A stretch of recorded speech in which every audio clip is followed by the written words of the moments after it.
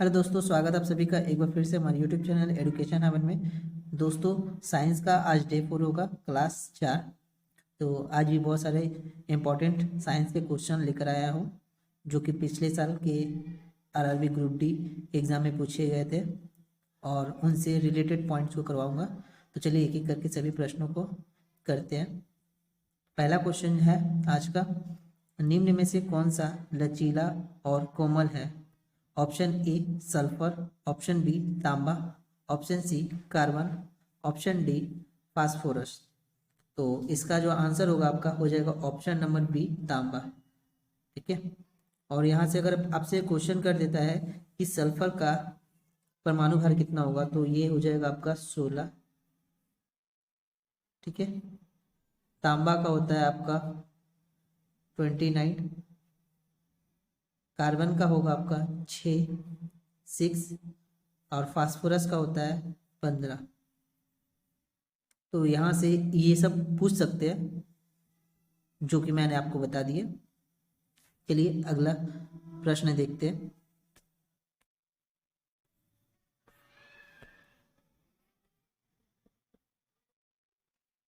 अगला प्रश्न है, विद्युत बल्ब में आमतौर पर रासायनिक रूप से निष्क्रिय गैस जैसे डैश भरी होती है? Option A nitrogen, option B chlorine, option C oxygen, option D hydrogen.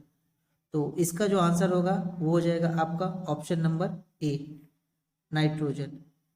ठीक है। और विद्युत बल्ब में टंगस्टन का यूज करते हैं। याद रखना आप, यहाँ से क्वेश्चन भी एक और पूछता है कि विद्युत बल्ब में किसका प्रयोग करते हैं, तो टंगस्टन का प्रयोग करते हैं। और टंगस्टन का से संकेत क्या होता है, तो W हो जाएगा। ठीक है। चलिए अगला प्रश्न देखते हैं। अगला प्रश्न है, 80 मीटर की ऊंचाई से एक गेंद गिराई जाती है, चौथे सेकंड में तय की गई दूरी होगी। Option A 15 metre, option B 35 metre, option C 50 metre, option D 80 metre. तो चलिए इसको भी सॉल्व करते हैं। यहाँ पर देखिए आपसे बोला क्या है, आपसे बोला कि चौथे सेकंड में तय की गई दूरी, यानी कि चौथे सेकंड में तय की दूरी।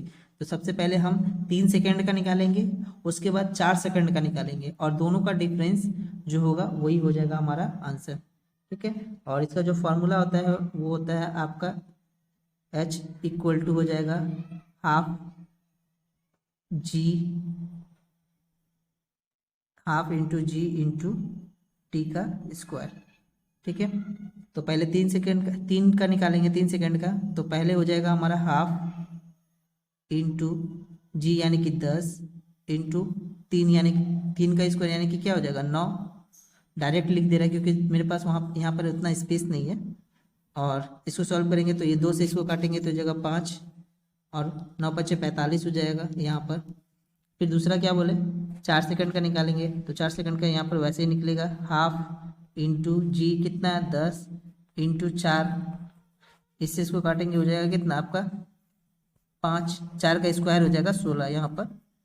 ठीक है। 4 का यहाँ पर स्क्वायर होगा 16, तो 16 पचे 80। अब 80 में से 45 को घटाएंगे तो क्या हो जाएगा 80 माइनस 45 इक्वल टू 35, यानी कि ऑप्शन नंबर बी हो जाएगा आपका राइट आंसर।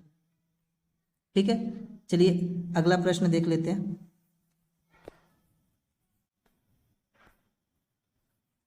अगला प्रश्न है, निम्नलिखित प्लांट में से कौन सा प्लांट बॉडी है जो जड़ों, तनों और पत्तियों में अलग नहीं है? Option A Chara, option B Riccia, option C Spirogyra, option D Marsilea. तो इसका जो आंसर होगा आपका वो हो जाएगा ऑप्शन नंबर सी स्पाइरोगाइरा। ठीक है। और स्पाइरोगाइरा होता क्या है, तो इसके बारे में बता दूं मैं। यह एक ऐसा पौधा है, यह एक ऐसा सिल्क के धागे की तरह हरे रंग का दिखाई देता है जो जल के ऊपरी सतह पर तैरता है। ठीक है। आप तालाबों में देखते होंगे कि हरे रंग का एक धागे जैसा जो तैरता है ना, उसी को हम स्पाइरोगायरा कहते हैं। ठीक है, तो यहाँ से ये भी पूछता है कि इसका आकार कैसा होता है, तो इसका आकार जो होता है वो सिल्क के धागे की तरह हरे रंग का होता है, जो कि तालाबों में ज्यादातर दिखाई देता है। चलिए अगला प्रश्न देख लेते हैं। अगला प्रश्न है, निम्न में से कौन सा सरल अस्थायी उत्तक नहीं है? ऑप्शन ए जीवितक, option B xylem, option C collenchyma, option D sclerenchyma. तो इसका आंसर हो जाएगा आपका ऑप्शन नंबर बी जाइलम, क्योंकि जाइलम जो है वो जटिल अस्थायी उत्तक है। ठीक है, ये जाइलम और फ्लोएम जो होता है, जाइलम और फ्लोएम, ये जटिल अस्थायी उत्तक का है, जटिल अस्थायी उत्तक का उदाहरण है। ठीक है, ये जटिल अस्थायी उत्तक का उदाहरण है, जाइलम और फ्लोएम, तो ये सरल उत्तक का नहीं होगा। चलिए अगला प्रश्न देख लेते हैं। अगला प्रश्न है, आधुनिक आवर्त सारणी के किस समूह में हैलोजन रखा जाता है? ऑप्शन ए पहला, ऑप्शन बी 18वां, ऑप्शन सी 17वां, ऑप्शन डी 16वां। तो इसका जो आंसर होगा आपका वो हो जाएगा आपका ऑप्शन नंबर सी, 17वां में हैलोजन को रखा जाता है। और 18वां में आपको बताया ही था कि 18वां में शून्य या निष्क्रिय गैस को रखा जाता है। ठीक है, और पहले वर्ग में किसे रखा जाता है? तो पहले में क्षारीय धातु को रखा जाता है, पहले में क्षारीय धातु को रखा जाता है। ठीक है, यहाँ से ये भी पूछता है कि पहले में किसे रखा जाता है? तो पहले में क्षारीय धातु को रखा जाता है। 18वें में निष्क्रिय गैस को रखा जाता है, जिसे शून्य भी कहते हैं, और 17वें में हैलोजन को रखा जाता है। ठीक है, चलिए अगला प्रश्न देखते हैं।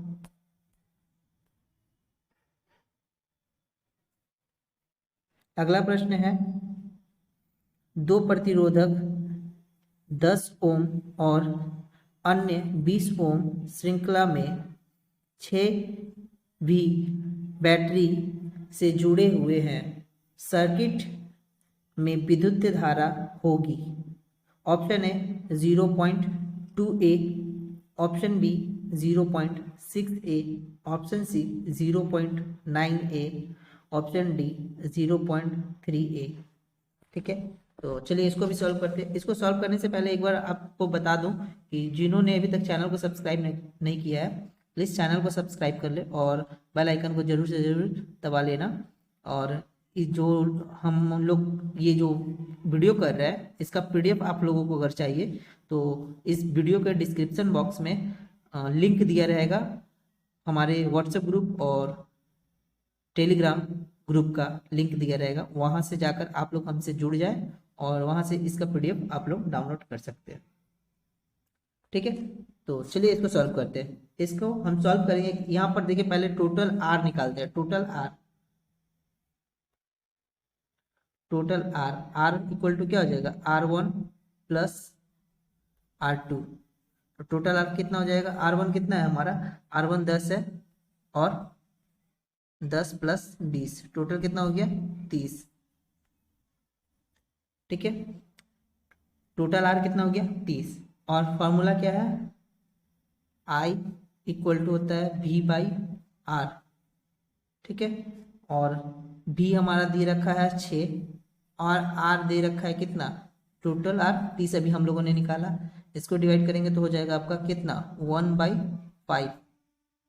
इसको दशमलव में अगर कन्वर्ट करेंगे, ऑप्शन तो हमारा दशमलव में दे रखा है ना, तो इसको दशमलव में कन्वर्ट करेंगे। अगर इस तरह से बटा में दिया रहता तो बटा में ही आंसर हो जाता 1/5, लेकिन इसको दशमलव में कन्वर्ट करेंगे तो हो जाएगा आपका 0.2, यानी कि ऑप्शन नंबर ए 0.2 एम्पियर। चलिए अगला प्रश्न देख लेते हैं। अगला प्रश्न है, काइल की गति की दिशा चुंबकीय क्षेत्र के सापेक्ष डैश होने पर प्रेरित धारा सबसे अधिक होती है? Option A 180 degree, option B 45 degree, option C 90 degree, option D 0 degree. दोस्तों ये क्वेश्चन भी रिपीट क्वेश्चन है, ठीक है, तो इसका आंसर हो जाएगा ऑप्शन सी 90 डिग्री। ये क्वेश्चन पिछले वाले वीडियो में हम लोगों ने इस क्वेश्चन को किया था। चलिए अगला प्रश्न देख लेते हैं। अगला प्रश्न है, वह बिंदु जहां पर एक वस्तु का संपूर्ण भार कार्य करता है उसे डैश कहा जाता है? ऑप्शन ए द्रव्यमान का केंद्र, ऑप्शन बी घर्षण का केंद्र, ऑप्शन सी गुरुत्वाकर्षण का केंद्र, ऑप्शन डी दाब का केंद्र। तो इसका जो आंसर होगा वो हो जाएगा आपका ऑप्शन नंबर सी गुरुत्वाकर्षण का केंद्र, ठीक है, गुरुत्वाकर्षण का केंद्र हो जाएगा आपका आंसर। चलिए अगला प्रश्न देख लेते हैं। O2 का उपयोग करके पाइरूवेट का विभाजन डैश में होता है? Option A lysosome, option B mitochondria, option C नाभिक, ऑप्शन डी रिक्तिकाएं। इसका आंसर जो हो चुका है आपका वो हो जाएगा ऑप्शन नंबर बी माइटोकॉन्ड्रिया, ठीक है। पाइरूवेट का विभाजन कहाँ होता है? तो माइटोकॉन्ड्रिया में होता है। और इससे इम्पोर्टेंट पॉइंट्स जो होता है एक और पूछा जाता है कि पाइरूवेट का विघटन उष्माक्षेपी है, ठीक है। यहाँ से क्वेश्चन एक और बनता है कि पाइरूवेट का विघटन क्या होता है? तो उष्माक्षेपी हो जाएगा आपका आंसर। चलिए अगला प्रश्न देख लेते हैं।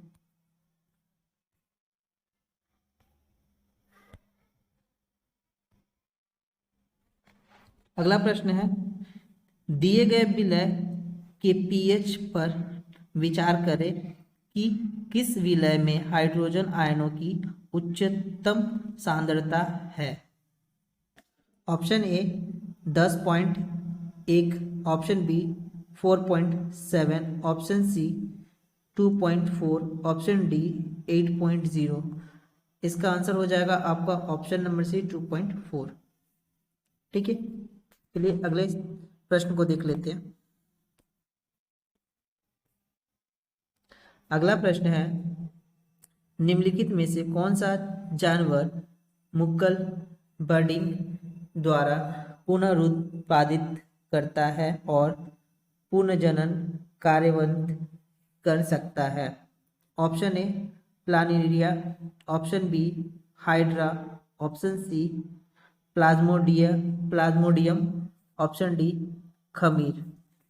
तो इसका आंसर जो होगा आपका हो जाएगा ऑप्शन नंबर बी हाइड्रा, ठीक है, हाइड्रा। और हाइड्रा से एक और क्वेश्चन पूछा जाता है कि हाइड्रा निडेरिया संघ का जंतु है, ठीक है। यहाँ से पूछा जाता है कि हाइड्रा किस संघ का जंतु है? तो हाइड्रा निडेरिया संघ का जंतु है, ठीक है। ये बहुत इंपॉर्टेंट क्वेश्चन है। हाइड्रा किस संघ का जंतु है? तो हाइड्रा निडेरिया संघ का जंतु है। चलिए अगला प्रश्न देख लेते हैं।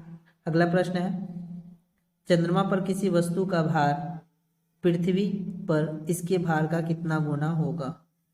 ऑप्शन ए 1/5 गुना, ऑप्शन बी 5 गुना, ऑप्शन सी 1/6 गुना, ऑप्शन डी 6 गुना।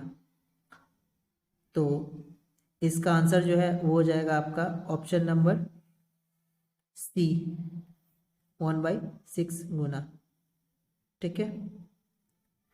और ये क्वेश्चन बहुत बार ही पूछा गया है। हम लोगों ने अभी तक 3 क्लास की है, 3 क्लास में से 2 क्लास में शायद मेरे ख्याल से पूछा गया है, ठीक है।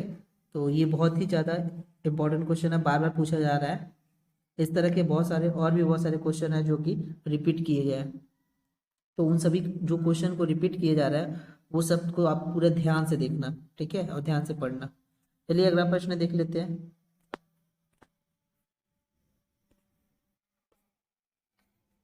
अगला प्रश्न है, निम्नलिखित में से कौन सा यौगिक में क्रिस्टलीकरण का पानी नहीं है? Option A baking soda, option B gypsum, option C washing soda, option D copper sulphate. तो इसका आंसर हो जाएगा आपका option number A, baking soda. Option number A, baking soda. ठीक है। और बेकिंग सोडा का जो सूत्र होता है वो आपका होता है NaHCO3। ये होता है बेकिंग सोडा का सूत्र। इसे हम कहते हैं सोडियम बाइकार्बोनेट। इसे हम कहते हैं सोडियम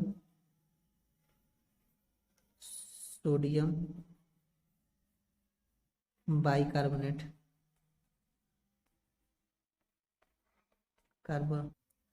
चलिए अगला प्रश्न देख लेते हैं।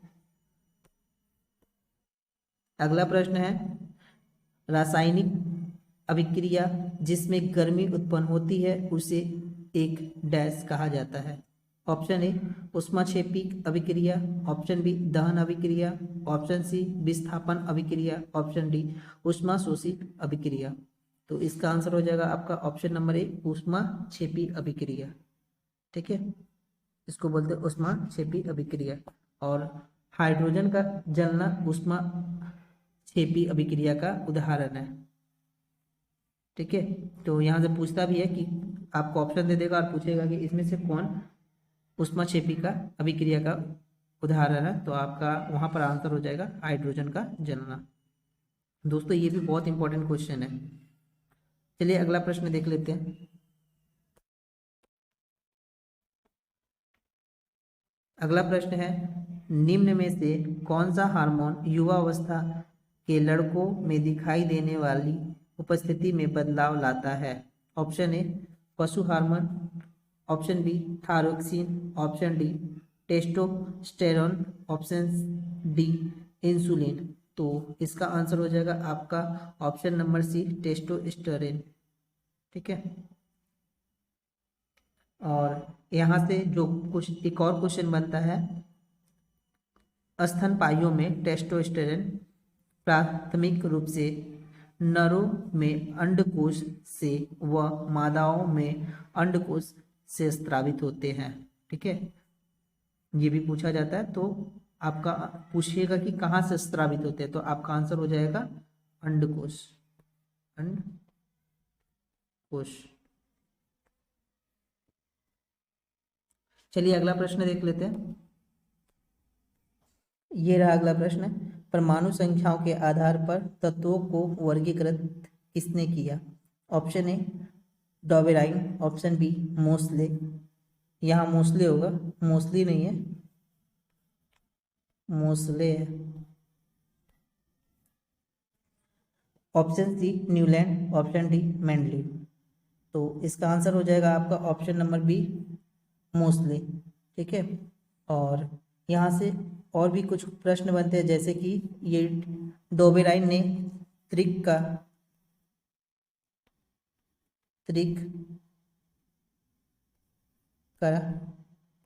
नियम दिया था। ठीक है, त्रिक का नियम। तो कभी कभी पूछ देता है कि त्रिक का नियम किसने दिया था, तो उसका आंसर हो जाएगा डोबेराइन।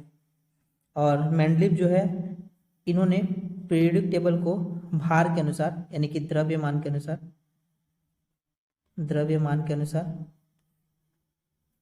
रखा। ठीक है, द्रव्यमान या फिर भार के अनुसार रखा था। तो कभी कभी पूछता है कि मेंडलीव ने पीरियोडिक टेबल द्रव्यमान और भार के अनुसार रखा था। चलिए अगला प्रश्न देख लेते हैं। अगला प्रश्न है यदि दो असमान द्रव्यमानों में समान गतिज ऊर्जा होती है तो भारी द्रव्यमान होता है। ऑप्शन ए कम गति, ऑप्शन बी अधिक आवेग, ऑप्शन सी कम आवेग, ऑप्शन डी तेज गति। तो इसका आंसर हो जाएगा आपका ऑप्शन नंबर, दोस्तों यहाँ पर ये क्वेश्चन जो है ये इसका राइट आंसर यहाँ पर दिया ही नहीं है। ठीक है, तो ये सवाल ही आपका हो जाएगा गलत, यहाँ पर इसका राइट आंसर नहीं दिया हुआ है। चलिए अगला प्रश्न देख लेते हैं।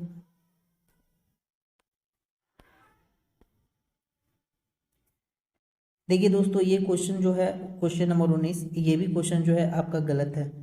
तो रेलवे, मैंने आपको पहले ही बताया था कि रेलवे की तरफ से खुद ही कुछ क्वेश्चन गलत दिए जाते हैं, तो 25 में 25 आपका लाना पॉसिबल है ही नहीं। अभी मैंने खुद दिखा दिया आपको, लगातार 2 क्वेश्चन गलत दिया गया था इस सेट में रेलवे की तरफ से, तो 25 में 25 तो पाना पॉसिबल है ही नहीं। और आपको जो लोग बोलते हैं कि बहुत सारे यूट्यूबर ऐसे हैं जो आपको बोलते हैं कि 25 में 25 दिलवा देंगे, तो वो आपको गुमराह कर रहे हैं और कुछ नहीं कर रहे हैं, ठीक है। हाँ, अगर आप मेहनत करते हैं तो 20-22 आराम से पा जाएंगे, लेकिन 25 में 25 पाना पॉसिबल नहीं है क्योंकि क्वेश्चन ही कुछ गलत रहता है। चलिए अगला प्रश्न देख लेते हैं।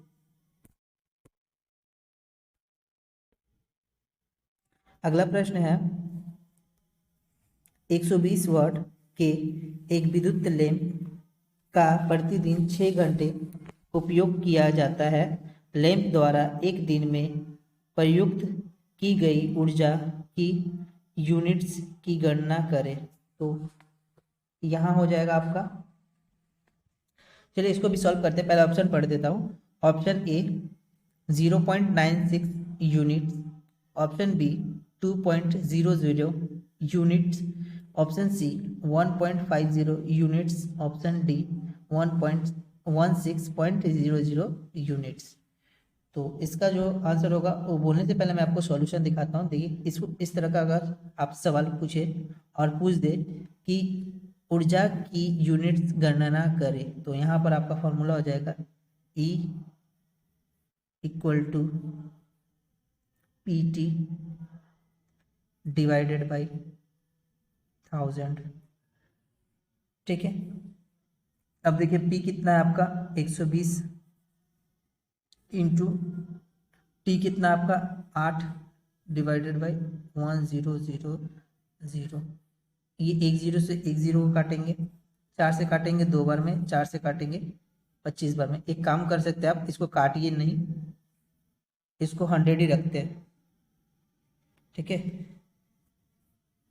इसको काटना नहीं, 10 को 10 से काटे, उसके बाद कितना हो जाएगा, बराबर 96, 96/100। यहाँ पर दशमलव कितना है, 20 है ना, तो 2 अंक के बाद दशमलव पुट कर देंगे, तो हो जाएगा 0.96 यूनिट्स, ठीक है। 0.96 यूनिट्स, यानी कि ऑप्शन नंबर आपका ए हो जाएगा राइट आंसर। चलिए अगला प्रश्न देख लेते हैं। अगला प्रश्न है, कैल्शियम हाइड्रोक्साइड की सही सूत्र, ये कुछ नहीं है, ये कुछ भी नहीं है, सही सूत्र है डैश है। ऑप्शन ए Ca ब्रैकेट में OH2 CaOH, option C CaOH, option D CaOH2। तो इसका आंसर हो जाएगा आपका CaOH2, ये ब्रैकेट वाला, ठीक है। ये नहीं होगा, इसको सही आंसर मत मार देना आप, यहाँ पर आंसर आपका सही हो जाएगा ये। चलिए अगला प्रश्न देख लेते हैं। अगला प्रश्न है, एक 40 kg भार वाली लड़की 4 सेकंड में 5 मीटर तक ऊंची होने वाली सीढ़ियों पर तेजी से चढ़ जाती है, उसके द्वारा विकसित शक्ति डैश होगी।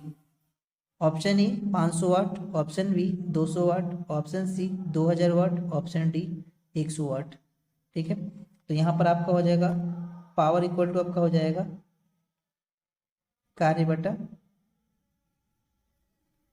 बट्टा समय।